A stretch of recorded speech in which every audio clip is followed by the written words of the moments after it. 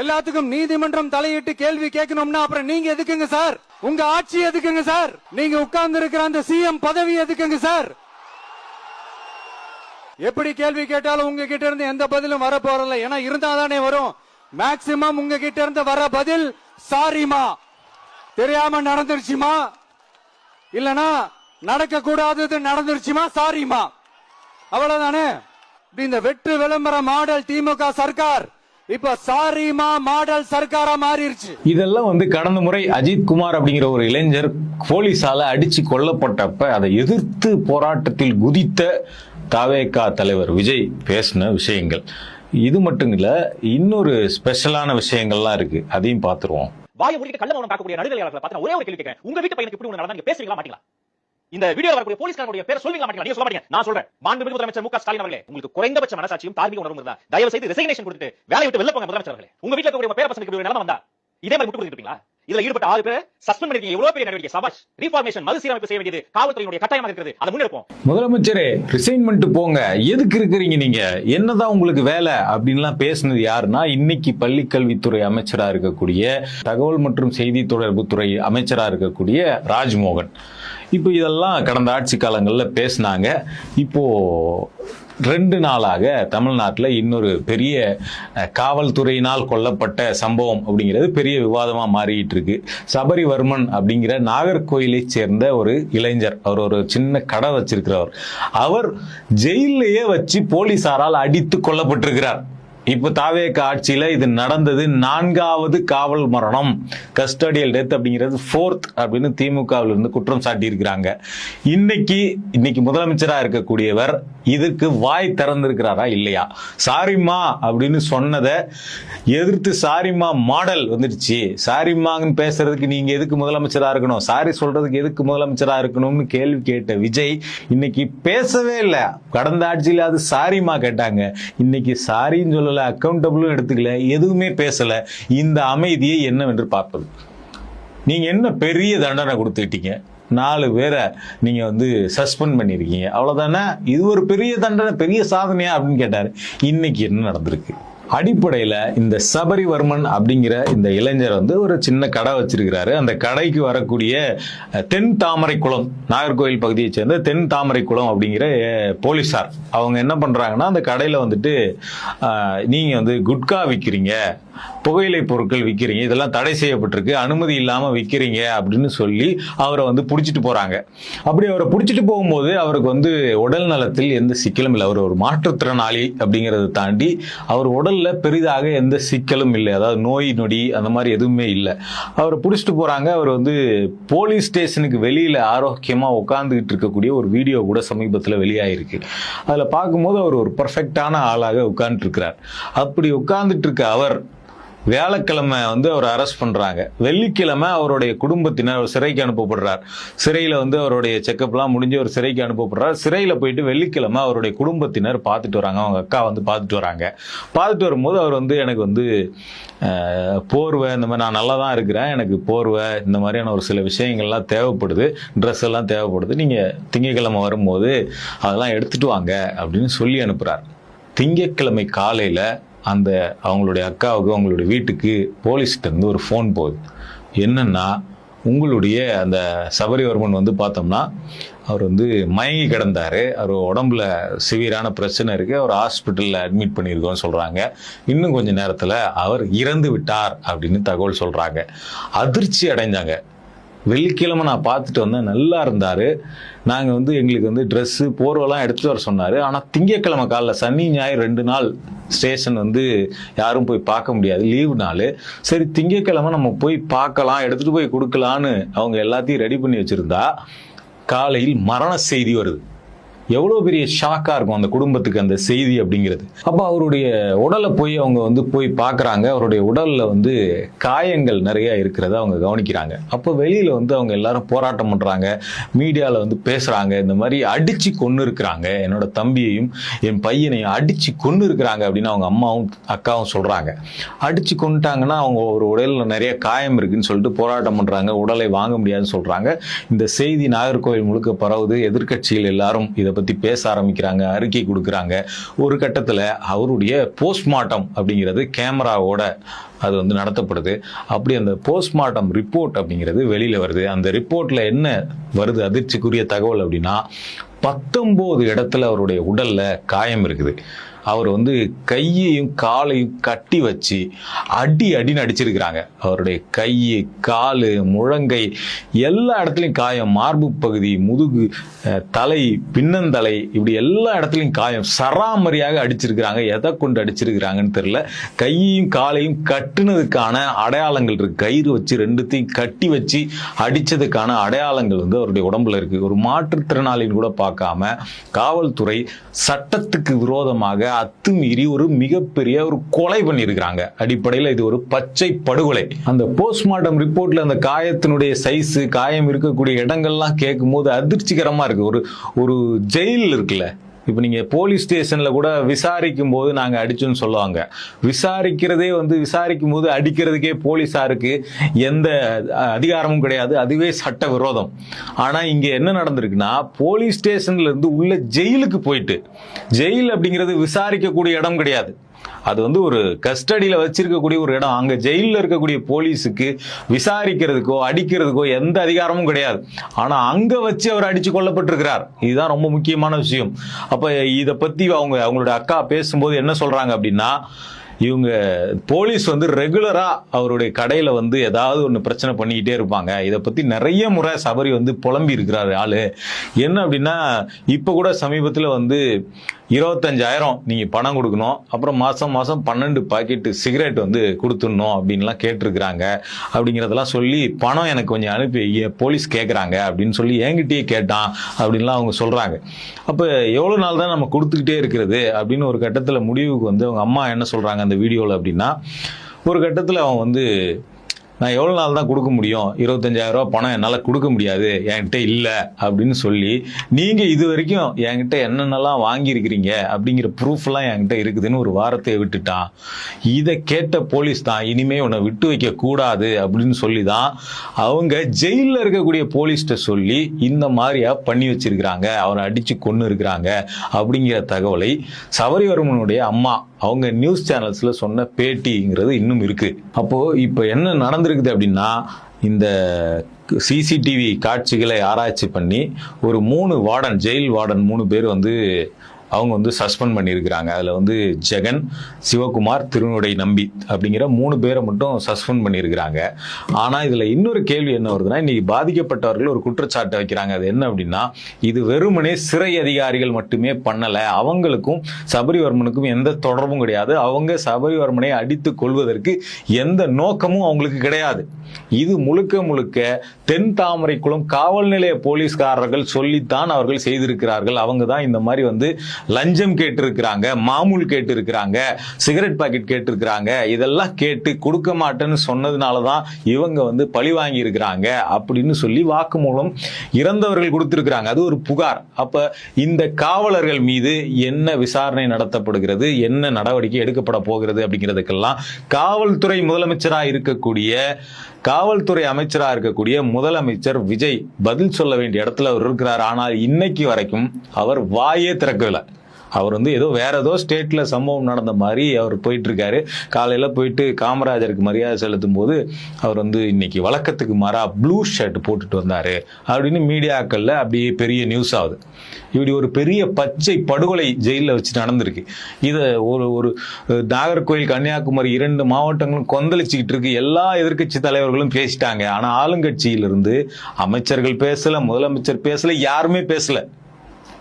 ஆனா இன்னைக்கு அவர் போட்டிருக்கக்கூடிய கலர், இன்னைக்கு கோட்டு போடாம வந்தார், இன்னைக்கு வந்து ப்ளூ கலர் சட்டை போட்டு வந்தார், வெள்ளை கலர் சட்டைக்கு பதிலா இன்னைக்கு வேற லுக்ல வந்தாரு அப்படின்னு இன்னைக்கு நியூஸ் சேனல்ஸ் வந்து போட்டுக்கிட்டு இருக்காங்க. இதுல சாத்தான்குளம் சம்பவத்தின் போது வாய்க்கிலேயே பேசிய நடுநிலையாளர்கள், பத்திரிகையாளர்கள், சமூக ஆர்வலர்கள் இவங்கெல்லாம் இன்னைக்கு எங்க போனீங்க அப்படின்னு அஜித்குமார் படுகொலையின் போது வாய்கிலேயே பேசின ராஜ்மோகன் இன்னைக்கு வந்துட்டு இந்த சபரிவர்மன் கொலையின் போது அவர் என்ன பண்ணாரு, எங்க இருக்கிறாரு, எதுவுமே தெரியல. அஜித்குமார் கொலை அப்ப நான் காவல்துறையினருடைய பேரை லிஸ்ட் போட்டு நான் சொல்றேன், நீங்க சொல்லணும்னா நான் சொல்றேன் அப்படின்னு சொன்ன ராஜ்மோகன் இன்னைக்கு வாயை திறக்கல. செய்தி தொடர்புத்துறை அமைச்சர் அவர் சொல்லி இருக்கணும் இந்நேரம். நீங்க எல்லாம் எதுக்கு இருக்கிறீங்க முதலமைச்சரா, ரிசைன்மெண்ட் போங்க அப்படின்னு சொன்னவர் இன்னைக்கு வரைக்கும் முதலமைச்சர் விளக்கம் கொடுக்கல, சாரி கேட்கல, எதுவுமே பண்ணல. ஆனா ராஜ்மோகன் வாயை மூடிக்கொண்டு அல்லது அமைதியாக கடந்து போகிறார். அப்ப அதிகாரத்துல இல்லாத போது நீங்க ஒரு பேசுவீங்க, அதிகாரத்துக்கு வந்த உடனே நாங்க எதையுமே கண்டுக்க மாட்டோம் அப்படின்னு இருப்பீங்கன்னா இது என்ன வகையான அரசு அப்படிங்கிற கேள்வி இருக்கு. அன்னைக்கு ஸ்டாலினை பார்த்து ராஜினாமா பண்ணுங்கன்னு சொன்னவங்க இன்னைக்கு விஜயை பார்த்து அதே வார்த்தையை ராஜ்மோகன் சொல்லுவாரா? சொல்லி இருக்கணும்ல. இல்ல விஜய்க்கும் அது பொருந்தும் அப்படின்னு நம்ம எடுத்துக்கலாமா? 2 மாதத்தில் 4 கஸ்டடியல் டெத் அப்படிங்கிறது சாதாரண எண்ணிக்கை கிடையாது. ஒரு மாசத்துக்கு 2 கஸ்டடியல் டெத் அப்படிங்கிறது சீரியஸ் அஃபென்ஸ். அது அந்த டிபார்ட்மெண்ட், போலீஸ் டிபார்ட்மெண்ட்டே வந்து ரொம்ப மோசமான வயலண்டாக மாறிக்கிட்டு இருக்கு அப்படிங்கிறதுக்கான அறிகுறி இது. 2 மாசத்துல 4 கஸ்டோடியல் டெத் அப்படிங்கிறது. ஆனா காவல்துறை அமைச்சருக்கு வந்து அவருக்கு வந்து என்ன சட்டை போடுறது, எந்த ஹேர் ஸ்டைலிஸ்ட் வச்சு ஹேர் ஸ்டைல் பண்ணிட்டு எங்க போயிட்டு ரோடு ஷோ போறது, எங்க உட்காந்து நம்ம ஆய்வு பண்ற மாதிரி வீடியோ எடுத்து போடுறது, இதுக்கே அவருக்கு டைம் இல்லை. அப்ப இதுல அடிப்படையா நம்ம நிறைய கேள்விகளை எழுப்ப வேண்டியிருக்கு. ஒரு பக்கம் அரசை நோக்கி, விஜய் அரசை நோக்கி இந்த கேள்விகள்லாம் நம்ம எழுப்புறோம். என்ன நடவடிக்கை எடுக்க போறீங்க, அடுத்த கட்டமா இதுல என்னெல்லாம் பண்ண போறீங்க, என்ன யார் அக்கௌண்டபிலிட்டி எடுத்துக்க போறது, முதலமைச்சர் எப்ப வாய் திறந்து பேச போறார், வாய் திறங்க சிஎம்னு சொன்ன உடனே நான் சட்டமன்றத்துல வாய் திறந்த உடனே ஓடிட்டாங்கன்னு சொன்னீங்க. இன்னைக்கு மக்கள் சொல்றாங்க வாயை திறங்க சிஎம் சார், மக்கள்கிட்ட பேசுங்க, எதிர்கட்சிக்காரங்க கிட்ட பேசுறீங்க, சட்டமன்றத்துல பேசுறீங்க, மக்கள்கிட்ட பேசுங்க, வாயை திறங்க அப்படிங்கிறத நம்ம கேட்க வேண்டியிருக்கு. ஏதோ பொதுக்கூட்டத்தில் போய் பேசினா போதாது, மக்கள் பிரச்சனையில வாயை திறங்க, அதான் ரொம்ப முக்கியம். இதுல இன்னும் சில கேள்விகள்லாம் நம்ம கேட்க வேண்டியிருக்குது. போலீஸுக்கு எங்கிருந்து திமிர், அதிகாரம், தைரியம் இதெல்லாம் வருது இதெல்லாம் பண்றதுக்கு?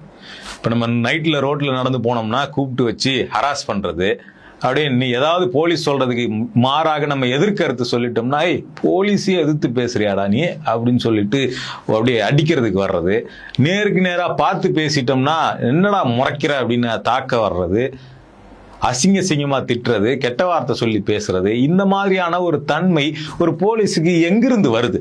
ஒரு நாகரிகம் அடைந்த சமூகத்துல தான் நம்ம வாழ்றோமா அப்படிங்கறதெல்லாம் இந்த போலீஸினுடைய ஆட்டிடியூட் அப்படிங்கிறது தொடர்ச்சியா நம்ம கிட்ட அந்த கேள்வி எழுப்பிக்கிட்டே இருக்குது. சபரிவர்மன் அவர் வந்து குட்கா வச்சிருந்தாரு அப்படின்னு தானே நீங்க சொல்றீங்க.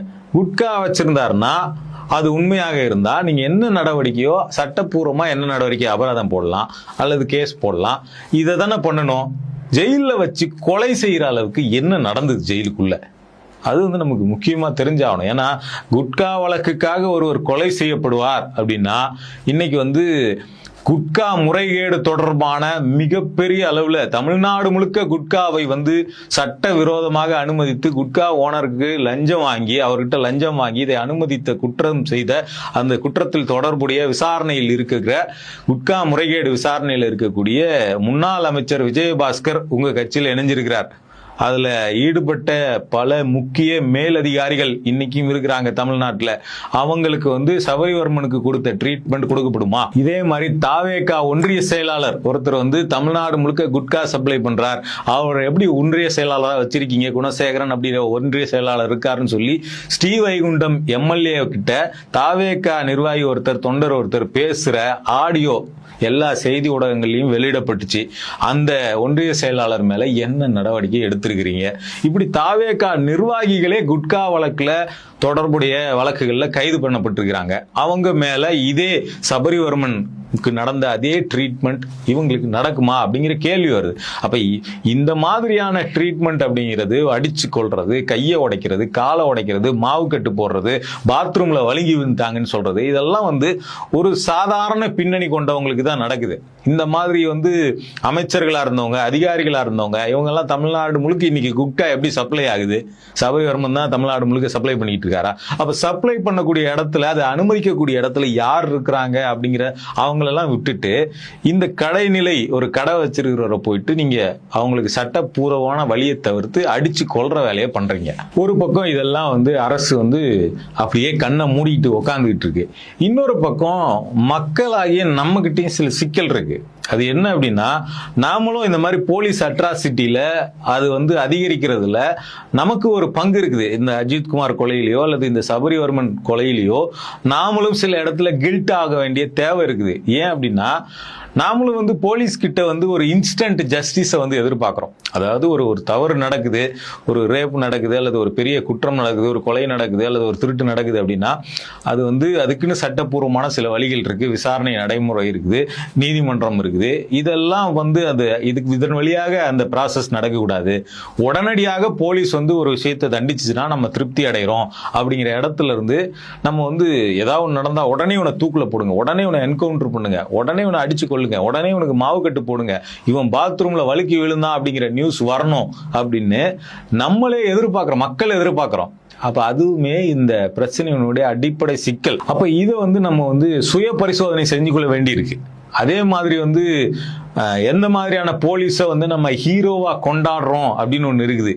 இந்த சாமி, சிங்கம் இந்த மாதிரியான படத்துல வரக்கூடிய ஒரு சட்டவிரோதமான ஒரு போலீஸ், ரவுடி போலீஸ், இவங்க தான் நமக்கு வந்து ஹீரோவா நம்ம கொண்டாடிட்டு இருக்கோம். 4 பேருக்கு மேல ரோட்ல சேர்ந்து சுத்தக்கூடாது, 10 நிமிஷத்துக்கு மேல பொட்டி கடையில நிக்க கூடாது, யாராவது லுங்கிய முட்டிக்கு மேல தூக்கி கட்டினானா பட்டாக்ஸ்ல அடி, இப்படி பேசக்கூடிய சட்டவிரோதமா, சட்டத்துக்கு விரோதமா பேசக்கூடிய போலீஸ் தான் நமக்கு வந்து பெரிய சூப்பர் ஸ்டார். அப்படித்தான் போலீஸ் தான் இருக்கணும் அப்படின்னு நம்ம கொண்டாடுறோம். இப்ப நம்ம முதலமைச்சர் விஜய் இருக்கிறார்ல, அவரே வந்து இந்த மாதிரியான சட்டவிரோத கஸ்டோடியல் வயலன்ஸுக்கெல்லாம் ஆதரவா பிரச்சாரம் பண்ணி பல படங்கள் எடுத்தவர்.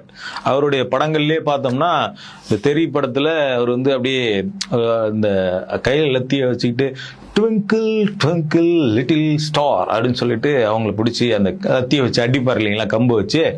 அந்த கம்பு வச்சு அடிக்கிற இடத்துல வந்து நம்ம வந்து அந்த படத்தை பொறுத்த வரைக்கும் வில்லன்களை, ரவுடிகளை நம்ம பார்க்குறோம். ஆனால் ஒரிஜினலாக ஒவ்வொரு போலீஸினுடைய கையில் இருக்கக்கூடிய லத்தி இதே மாதிரி ட்விங்கிள் ட்விங்கிள் லிட்டில் ஸ்டார்னு சொல்லிட்டு அடிக்கும் போதெல்லாம் அந்த அடி வாங்கக்கூடிய எதிர்முனையில் ரவுடிகளோ கொலகாரங்களோ மட்டும்லாம் இருக்கிறது கிடையாது.